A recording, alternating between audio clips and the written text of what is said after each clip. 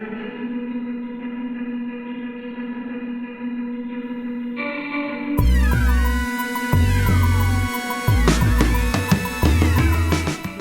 I'm McQuaide. Noise can be a common problem in the engineering industry. If employees are exposed to high sound pressure levels for a long period of time, they can suffer from noise-induced hearing loss. This can lead to an unwanted problem for a company. Depending on the damage and if the circumstance is right, employees can claim compensation against their employer. Here's a graph to show you how much somebody suffering from noise-induced hearing loss can claim. So, as you can see, it is important for both the employer and the employees to keep the sound pressure levels to a minimum, for the sake of the claim and for the discomfort of the ear. There are certain regulations in place to stop industries exceeding these noise limits. These are from the Health and Safety Executive Control of Noise at Work 2005. It can be hard to control noise in an environment like this. That's why I focused my project on using recording studio noise control techniques in this industry to bring the intensity of the most dominant frequencies down. I have constructed a Helmholtz resonator. This is a tuned frequency absorber used in recording studios.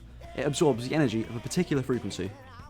After taking sound readings within the workshop, I have found that 1 kHz is the main dominant frequency, and this is being produced by the CNC lathes and milling machines.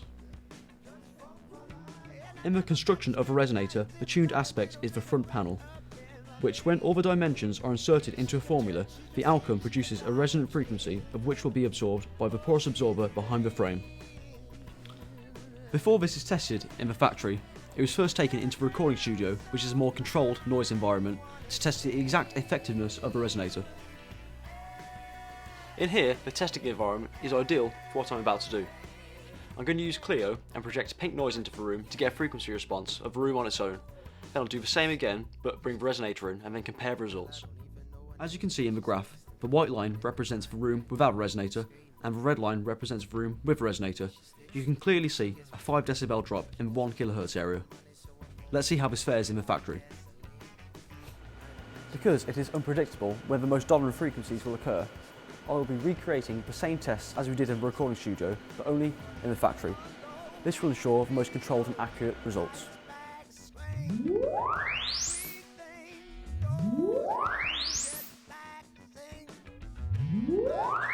The most effective placements of a resonator are found to be on top of the machine and inside the machine on the back wall.